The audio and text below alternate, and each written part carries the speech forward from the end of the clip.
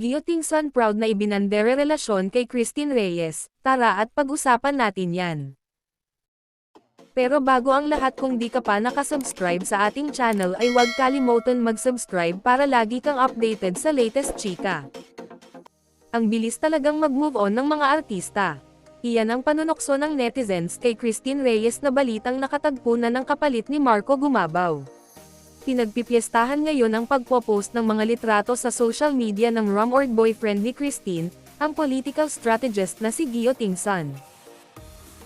Feeling ng mga taga-suporta ng aktres, ito na ang hard launch ng relasyon nila ni Gio na isa sa mga naging campaign strategist ni Senator Bam Aquino noong 2025 midterm elections.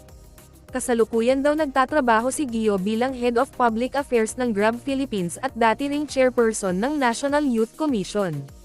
Makikita sa Instagram page ni Gio ang mga photos nila ni Christine habang magkasamang nagbabakasyon sa Hanoi, Vietnam. Ang nakasulat sa caption, "Crossing the Red River at Tanglong."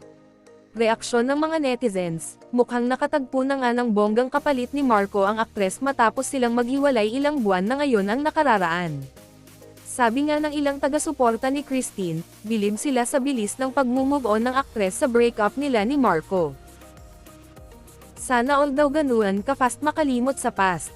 Narito ang ilang reaksyon ng mga netizens sa sweet photos ni na Christine at Gio. IG official na yarn.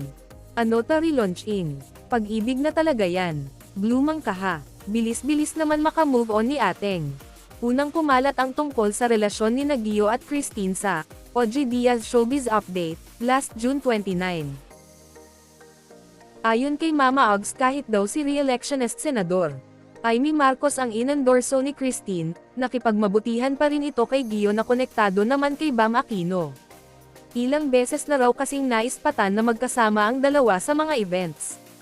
Say ni OG, feeling ko naka-move on na si Christine.